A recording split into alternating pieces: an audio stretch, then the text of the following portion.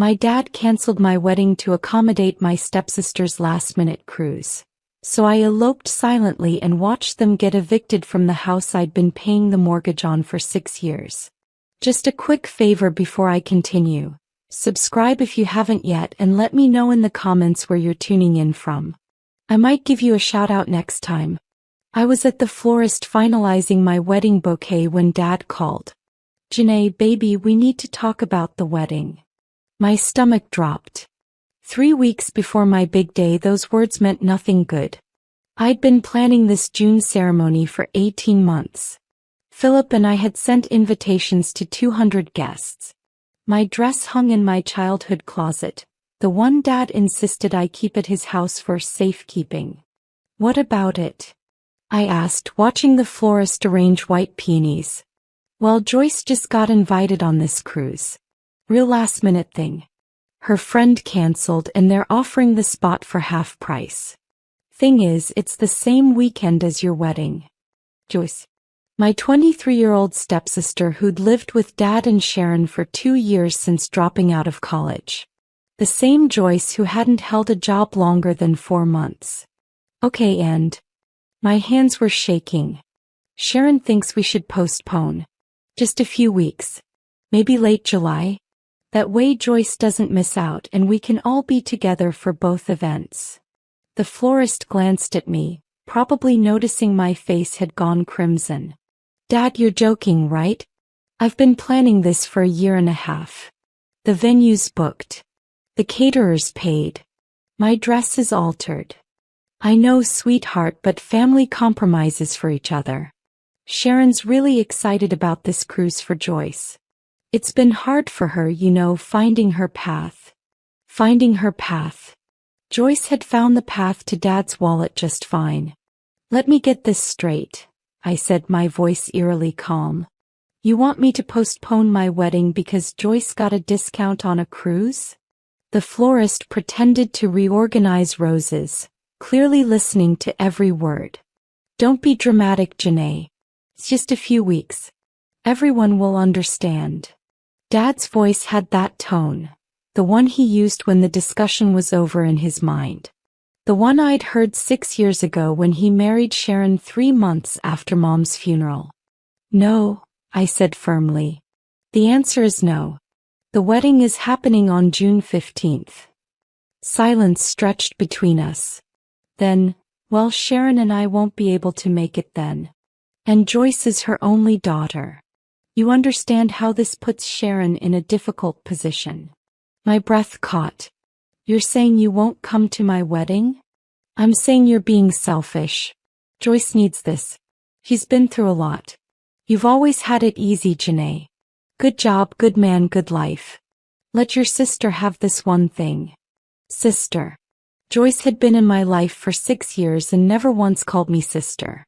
I'd called Dad's house home for 28 years, paid his mortgage for the last 6 to help out after his business struggled, and he was choosing a cruise over my wedding. "Dad, I've paid your mortgage for 6 years, I said quietly. "And we've appreciated that. But that doesn't mean." I hung up. The florist handed me a tissue I didn't know I needed. That night, Philip found me crying in our apartment, surrounded by spreadsheets. Not wedding planning spreadsheets. Mortgage statements. 6 years of payments, each one labeled, "Gift to Dad" in my accounting software. $72,000. $72,000 I'd sent to my father's account every single month since I was 22 and landed my job as a junior architect at Richmond and Associates. "Baby, what's happening?" Philip sat beside me, pulling me close. I told him everything. The cruise. The postponement demand. The ultimatum. His jaw clenched tighter with each sentence. "So let me understand. Your dad won't come to our wedding because of a cruise." He said I'm being selfish. Philip was quiet for a long moment. "Do you know why I fell in love with you, Janae? Because you're the most giving person I've ever met. You took on your dad's mortgage when you were barely out of college. You helped Sharon's mother with medical bills last year. You bought Joyce that car when hers broke down. That car. The Honda I'd purchased for $3,000 cash because Joyce needed reliable transportation for job hunting. She'd used it to drive to the beach every weekend instead. What should I do? I whispered. Philip held my face in his hands. What do you want to do? I want to get married on June 15th like we planned. Then that's what we'll do. The next morning I called my best friend Victoria. She answered on the first ring, already knowing something was wrong. That's what 20 years of friendship does. You develop telepathy. Girl, talk to me, she said. I told her everything.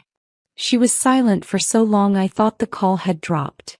Then, Janae Marie Peterson, please tell me you're not still paying that man's mortgage. I am. After he just chose a cruise over your wedding? Yes. Lord, give me strength. I heard her pacing, her heels clicking on hardwood floors. Hey, here's what we're gonna do. You're going to marry Philip on June 15th like planned. But we're changing the venue. Victoria. Listen to me. Your dad wants to play games. Let him. We'll do a small ceremony. Just us, Philip's family, and the people who actually love you. Let your dad think the big wedding is postponed. Then live your life. Something shifted in my chest. That feels like lying. No, baby. That's called protecting your peace. And while we're at it, you need to stop paying that mortgage. He was right. Deep down I knew she was right. But the guilt was overwhelming. Dad had raised me alone after Mom died when I was 15. Those years had been hard. He'd worked double shifts. He'd sacrificed. I remembered being 16, sitting in our tiny kitchen while Dad reviewed college applications with me. You're gonna do great things, baby girl, he'd said, his eyes tired but proud. You're gonna be an architect just like your mama wanted. Build beautiful things. Make your mark on the world. Mom had been an architect too. Breast cancer took her 3 months after diagnosis. Dad had been devastated. I'd watched him shrink into himself, barely functioning. For 2 years, it was just us against the world. Then he met Sharon at a grief support group. She'd lost her husband. She had Joyce, a 17-year-old with behavioral issues.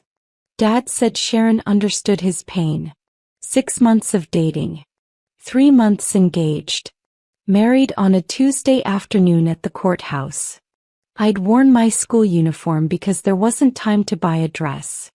She makes me happy, Janae, Dad had said. After your mama, I didn't think I'd ever smile again. Sharon brought light back into my life. I'd wanted him happy. I truly had.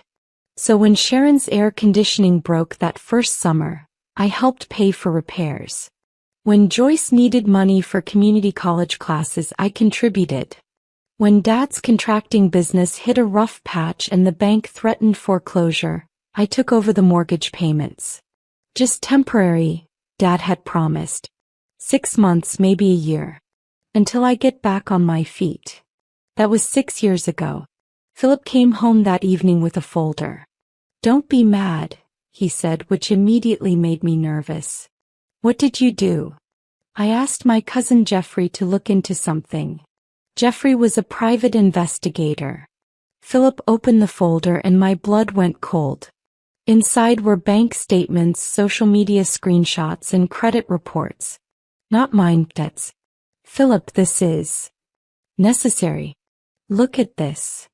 He pointed to a bank statement from 3 months ago. There was a deposit for $15,000. That's from a construction job. Your dad's business isn't struggling, Janae. He completed a contract for that new shopping center on Riverside. I stared at the numbers.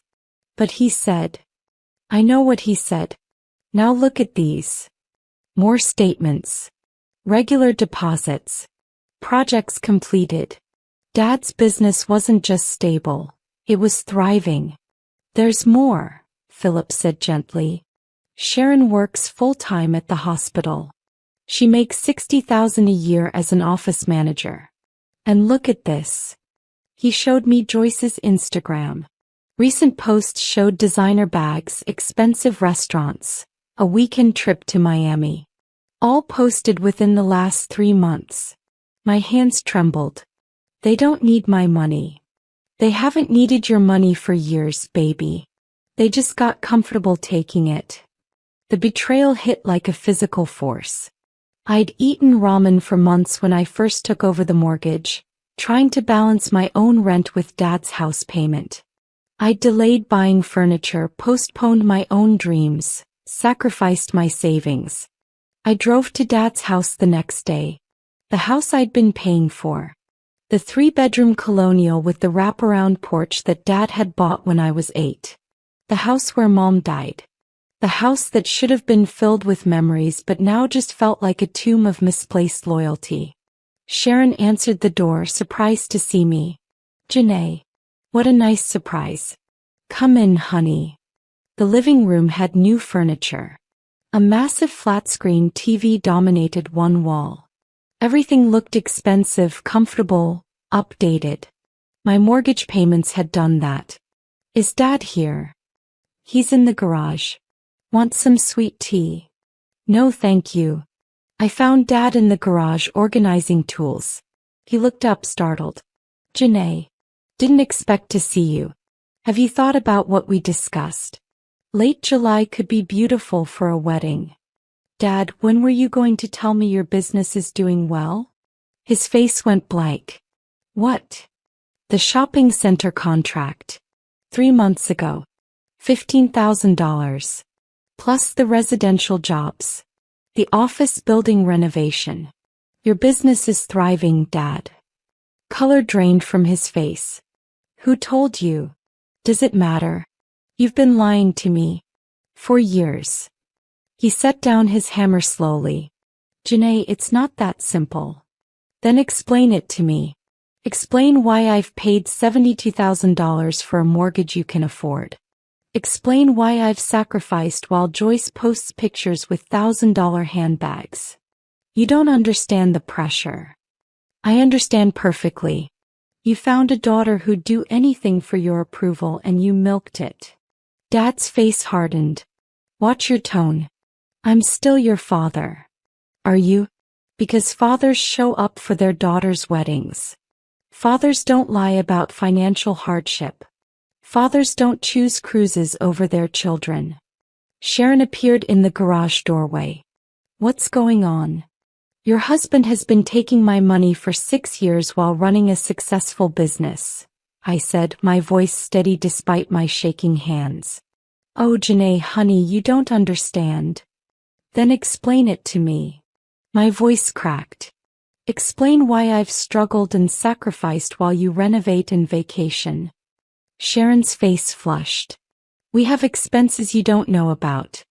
Joyce's therapy, my mother's care, the house repairs." "Joyce's therapy that she stopped going to after 2 months? Your mother who lives in a fully paid-off condo in Florida? What repairs? The ones I paid for." The silence was deafening. Dad wouldn't meet my eyes. Sharon twisted her hands. "You made me feel guilty," I continued, tears streaming down my face. "Every month I sent that payment feeling like I was doing my duty as a daughter.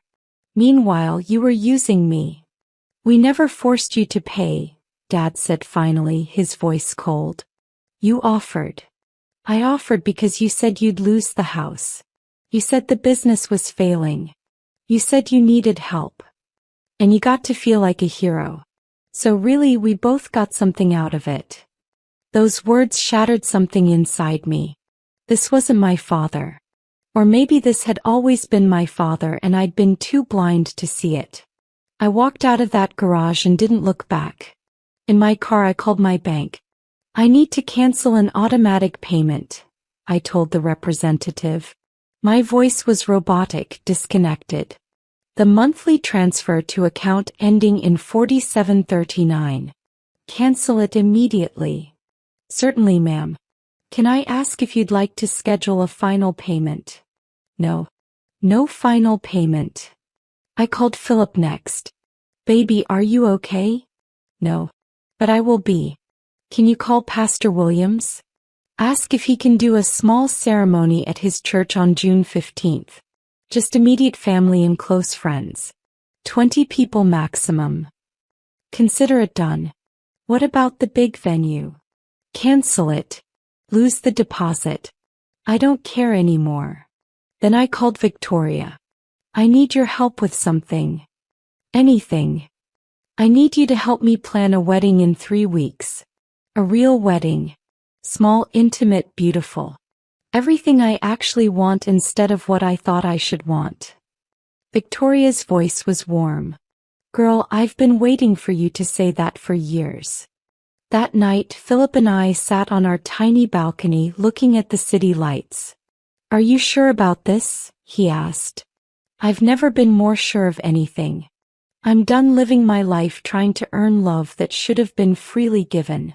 I'm done sacrificing for people who see me as an ATM. I'm marrying you, Philip. And we're starting our life on our terms. He kissed my forehead. I love you. I love you too. June 15th dawned clear and perfect. Pastor Williams's church was small, historic, beautiful. Victoria had transformed it with simple white flowers and candles. 23 people sat in the pews.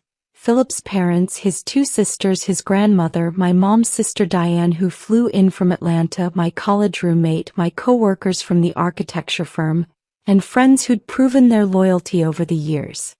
No one from Dad's side. No one from Sharon's family.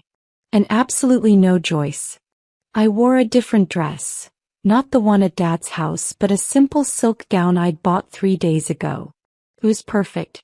Everything was perfect. You ready? Aunt Diane asked, linking her arm through mine. She'd agreed to walk me down the aisle.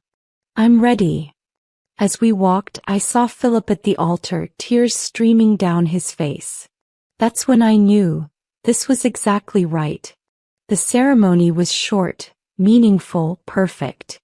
When Pastor Williams said, "You may kiss your bride," Philip dipped me dramatically and everyone cheered. At the tiny reception in the church hall, Philip's grandmother pulled me aside. Your daddy's a fool, she said bluntly. But you're free now.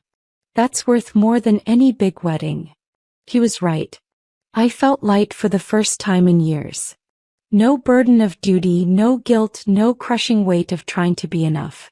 I was simply Janae, married to the love of my life, surrounded by people who actually valued me. We didn't tell anyone about canceling the mortgage payments. Not yet. That revelation would come on its own. 5 weeks after our wedding, I was at work when Dad called. I'd ignored his previous 17 calls, but something made me answer this one. Janae, we need to talk. The mortgage payment didn't go through this month. I checked with the bank. I know. I canceled it. Silence. Then, what do you mean you canceled it? I mean, I'm done paying your mortgage, Dad. You have a successful business. Sharon has a good job. You can handle your own bills. His voice rose. You can't just stop paying. We have a contract. We have nothing in writing. I was helping out of love and you exploited that. I'm done now. I could hear Sharon in the background, her voice shrill. You can't do this to us. Watch me. Consider it my wedding gift to myself. Freedom from people who only valued my wallet. I hung up. My hands were shaking, but I felt powerful. Victoria appeared at my office door. I'm guessing he noticed the missing payment? Oh, he noticed. Good. Let him sweat. 2 weeks later, Dad called again. Janae, please. We're behind now. The bank sent a warning letter. If we miss another payment, then you'll need to pay it yourself. Like adults do. Sharon got on the phone. After everything we did for you, your father raised you alone after your mother died. And I paid him back $72,000. We're even. You're being cruel and vindictive. This is about the wedding, isn't it? You're punishing us because we couldn't make it. No, Sharon. This is about me finally seeing clearly. 3 months after our wedding, Aunt Diane called. Janae, there's something you should know. Your father's house is in foreclosure. There's a notice on the door. My first instinct was guilt. That old familiar pull to fix everything, to rescue them, to be the good daughter. But then I remembered Dad's words. You got to feel like a hero. So really, we both got something out of it. I remembered the lies, the manipulation, choosing Joyce's cruise over my wedding. Thanks for telling me, Aunt Diane. You're not going to help them? No. I'm not. Good. I'm proud of you, baby. The foreclosure proceedings moved quickly. Dad and Sharon had no savings. They'd spent everything assuming my payments would continue forever. Dad's business income was erratic. They'd lived beyond their means for years, comfortable with me as their safety net. Joyce posted on Facebook, "Can't believe some people would let their own father become homeless. Money changes people." Victoria commented, "So does taking $72,000 from your daughter while lying about needing it. Interesting how that works." The house sold at auction. Dad and Sharon moved into a 2-bedroom apartment in a cheaper neighborhood. Joyce, no longer able to afford her lifestyle, moved in with them. The 3 of them crammed into a space smaller than what they'd had, funded by their own actual income. My phone buzzed constantly. Angry texts from Sharon's relatives, disappointed messages from family friends who'd heard Dad's version of events. I blocked them all. Philip and I thrived. Without the mortgage payment, we saved aggressively. We started planning for our own home, our future, our family. Every day felt lighter. A year after our wedding, Philip and I closed on our first house. A beautiful 3-bedroom craftsman with a yard, a porch, room to grow. We'd saved the down payment in record time, money that would have been paying Dad's mortgage. On moving day, Aunt Diane helped us unpack. "Your mama would be so proud of you," she said, touching my face gently. "You know that, right? She'd be proud you chose yourself."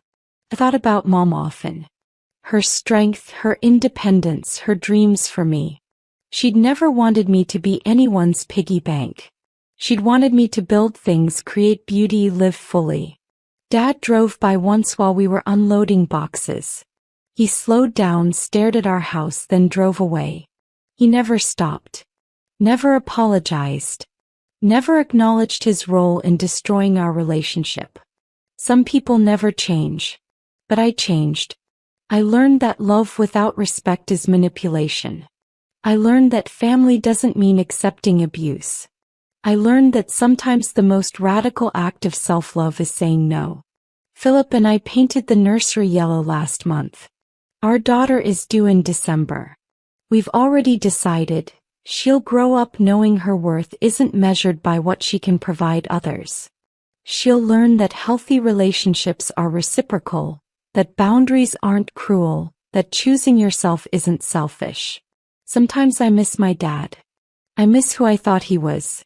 But I don't miss the weight of carrying people who refuse to carry themselves. I don't miss the guilt, the manipulation, the feeling of never being enough. I'm enough exactly as I am.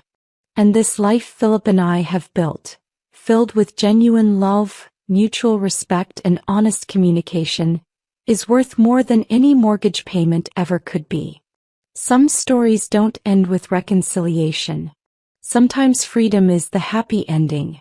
And I'm finally beautifully free.